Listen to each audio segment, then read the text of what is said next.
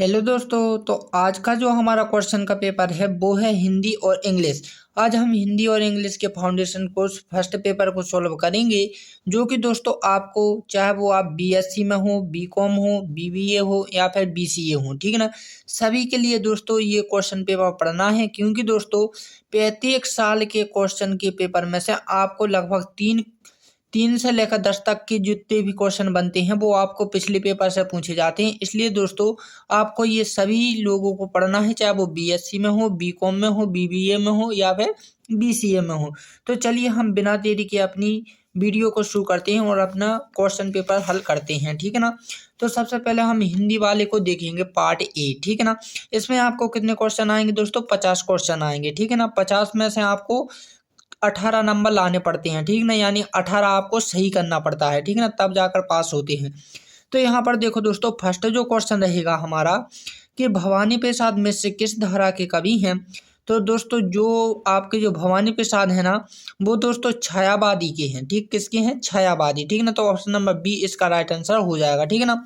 Next क्या है दोस्तों कि वापसी रचना किस विधा से संबंधित है। तो दोस्तों जो वापसी है वो दरअसल दोस्तों वो क्या है? कहानी है। तो ऑप्शन नंबर सी इसका राइट आंसर हो जाएगा, ठीक है ना।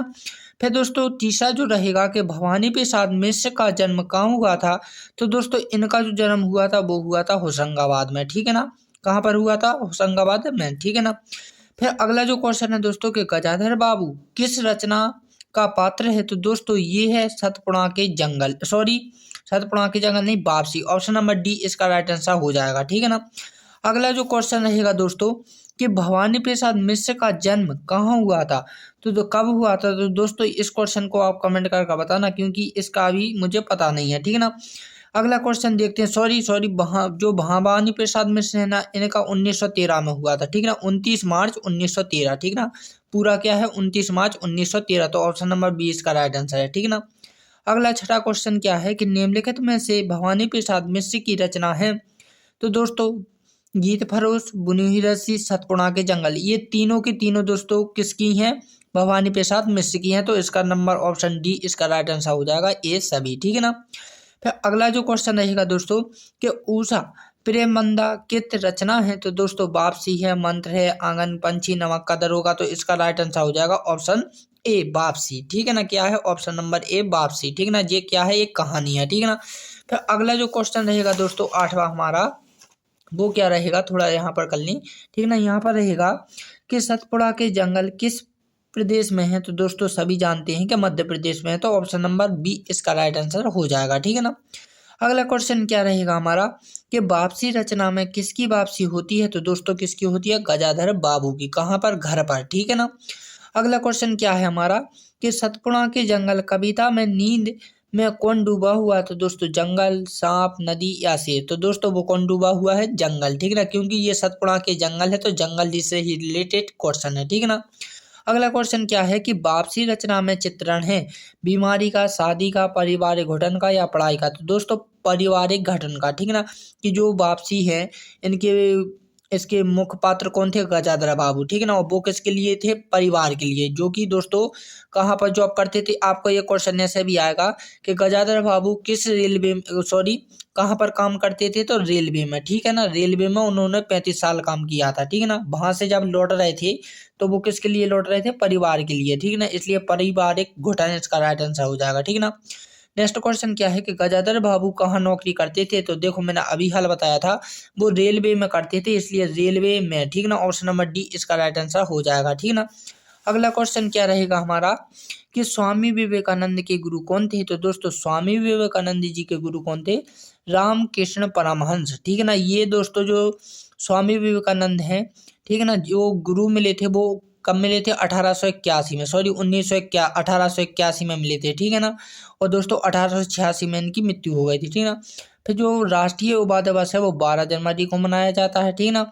अगला क्या? आंगन का पंछी रचना साहित्य की कौन सी विधा है। तो दोस्तों वो क्या है? हमारी निबंध है, ठीक, क्या है? निबंध।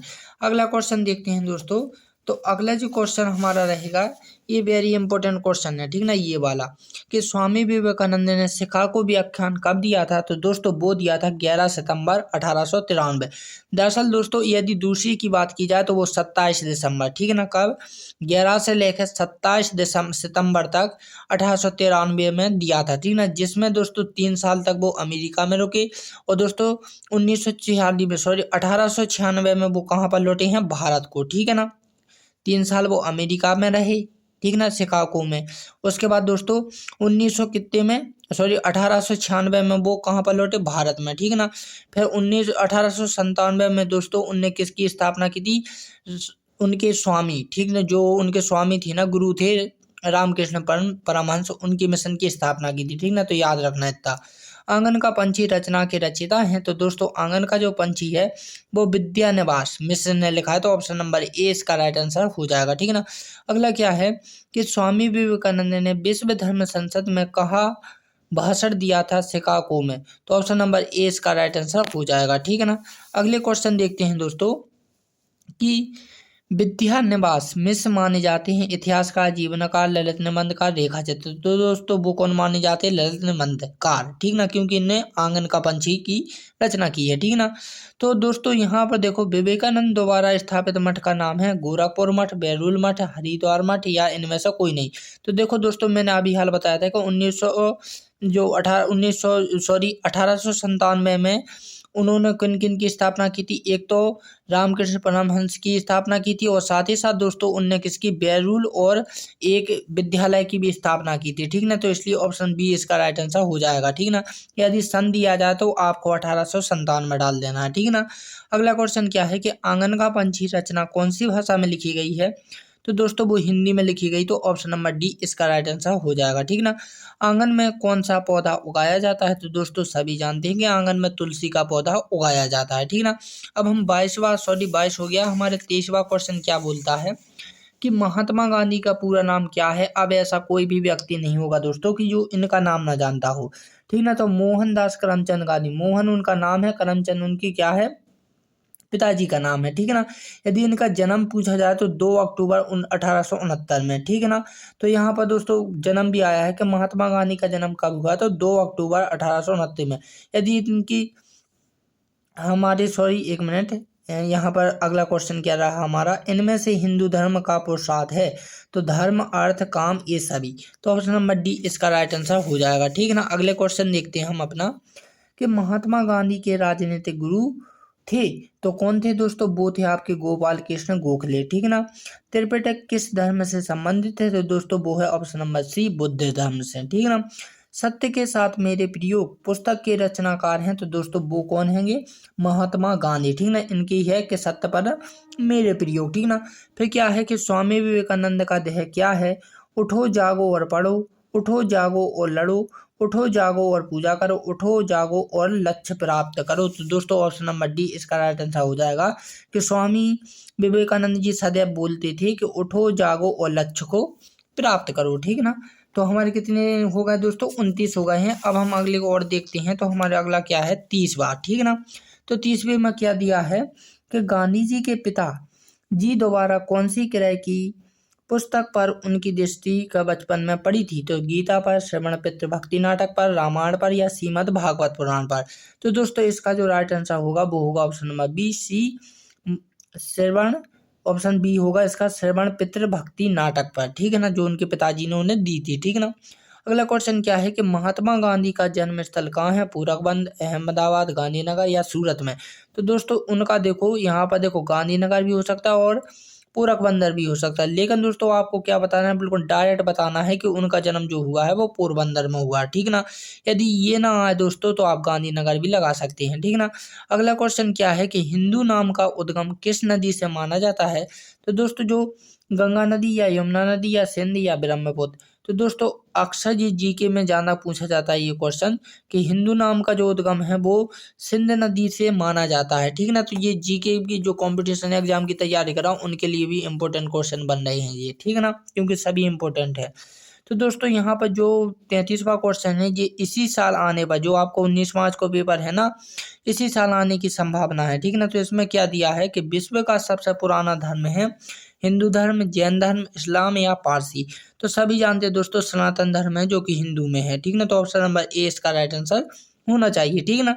अगला क्वेश्चन क्या है कि पंचशील का संबंध है ईसाई धर्म से, हिंदू धर्म से, इस्लाम धर्म से या बुद्ध धर्म से। तो जो पंचशील है दोस्तों वो आपका कुछ से है, ऑप्शन नंबर डी बुद्ध धर्म से संबंधित है, ठीक ना, याद रखें।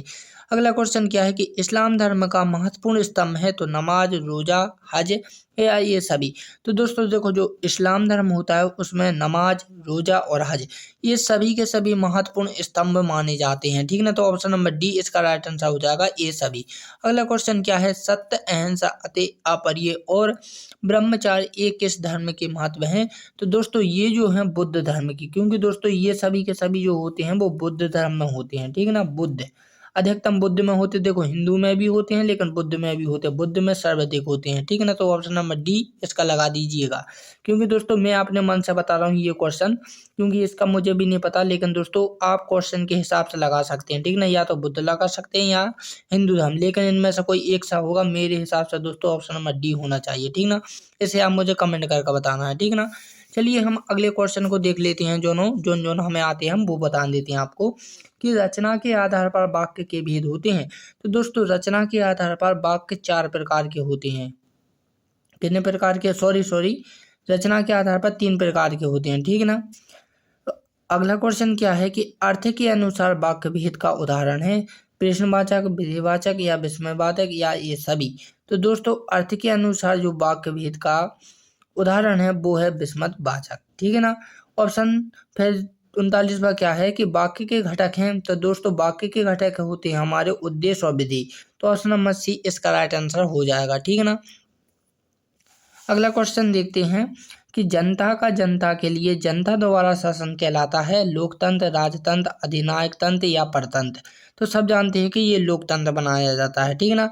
इनमें से शुद्ध शब्द है ईशा, ईशा, ईशया या ईशा। तो दोस्तों ऑप्शन नंबर ए इसका राइट आंसर हो जाएगा ईशा, ठीक ना, ये इसका शुद्ध रूप है।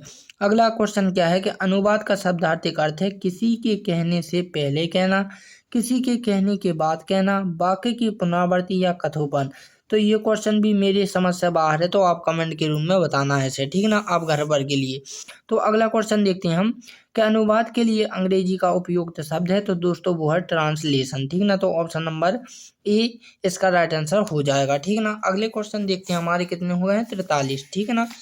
अगले जो क्वेश्चन है दोस्तों वो क्या रहेंगे कि भारतीय लोकतंत्र में सरकार का प्रमुख है। तो दोस्तों वो होता है, कौन होता है हमारा, गृह मंत्री, वित्त मंत्री, प्रधानमंत्री या विदेश मंत्री। तो जो भारतीय लोकतंत्र में सरकार का जो प्रमुख होता है दोस्तों वो होता है हमारा प्रधानमंत्री, ठीक ना। अगला क्वेश्चन क्या है कि समरसता का अर्थ क्या है। तो दोस्तों समरसता का अर्थ होता है सामाजिक भाईचारा, ठीक है ना। अगला क्वेश्चन क्या है कि सामाजिक समरसता के घटक हैं। तो ये सभी हैं, ऑप्शन नंबर क्या हो जाएगा डी इसका राइट आंसर हो जाएगा, ठीक है ना। अगला क्वेश्चन क्या है कि शंकराचार्य ने कितने ज्योतिर्लिंगों की स्थापना की थी। तो दोस्तों 12, ठीक है ना, कितने की ली थी, 12 की, ठीक है ना। और दोस्तों अगला क्वेश्चन है 48वां कि सबसे पुराना साहित्य है। तो दोस्तों वेद है, पुराण है, रामायण है या महाभारत। तो देखो दोस्तों सबसे पुराना जो है वो वेद है, ठीक है ना। तो ऑप्शन नंबर ए इसका राइट आंसर हो जाएगा। अधिक से अधिक बच्चे इसमें कंफ्यूज हो जाते हैं, ठीक ना। ये 1500 से लेकर 600 तक के लिए है, ठीक है ना। अगला क्वेश्चन क्या है 49वां कि कला का शब्दार्थिक अर्थ क्या है। तो दोस्तों इसका जो राइट आंसर होना चाहिए कि जो सुंदर नहीं है, जो सुंदर है, जो असुंदर है, या इनमें से कोई नहीं। तो इनमें से कोई नहीं है, इसका राइट आंसर होना चाहिए, ठीक। क्योंकि दोस्तों सुंदर कला का मतलब होता है कि अपनी भावों को व्यक्त करना, ठीक ना, लेकिन वो इसमें ऑप्शन नहीं दिया है, ठीक ना, क्योंकि मैंने गूगल पर सर्च किया था उसका यही आंसर आया था, ठीक है ना। तो इसलिए ये अपने अनुसार लगा दीजिएगा, ठीक है ना। अगला क्वेश्चन क्या है दोस्तों कि साहित्य रचना के लिए जरूरी है गायन, वादन, नृत्य या भाषा। तो दोस्तों साहित्य रचना के लिए देखो सभी की सभी चीज़ें जरूरी हैं, लेकिन दोस्तों साहित्य रचना के लिए भाषा बहुत जरूरी होती है, ठीक ना। तो ऑप्शन नंबर क्या हो जाएगा डी इसका राइट आंसर हो जाएगा। तो ये मैंने 50 के 50 आप लोगों को बता दिए हैं। इनमें से दोस्तों 35 के एग्जाम में 5 या 6 क्वेश्चन रिपीट होते हैं, ठीक ना। किसी भी टाइप का क्वेश्चन यदि आप उठा लेते हैं क्वेश्चन पेपर को तो उसमें आप देखेंगे दोस्तों कि 5-6 आपके क्या होते हैं, रिपीट होते हैं। अब दोस्तों एक कुछ बच्चे ने मुझे कमेंट करके बताया था, जब मैं फाउंडेशन के सेकंड पेपर का वो डाल रहा था सॉल्यूशन, तो उसने कहा था कि सर हमें पास होने के लिए क्या एक विषय में पास हो सकते हैं या नहीं।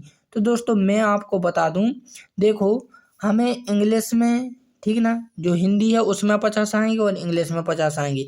अब ऐसा नहीं है कि आपने हिंदी में 45 लिया है, ठीक ना, और इसमें आप 13 लाए, तब आप फेल माने जाओगे, ठीक ना।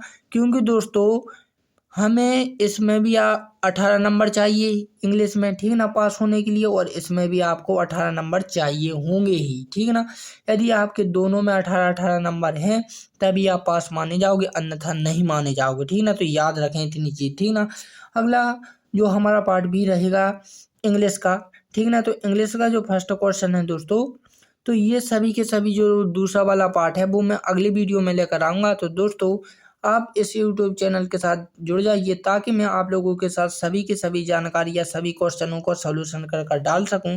तो दोस्तों अब हम मिलेंगे अपनी अगली वीडियो में, तब के लिए जय हिंद एंड जय भारत।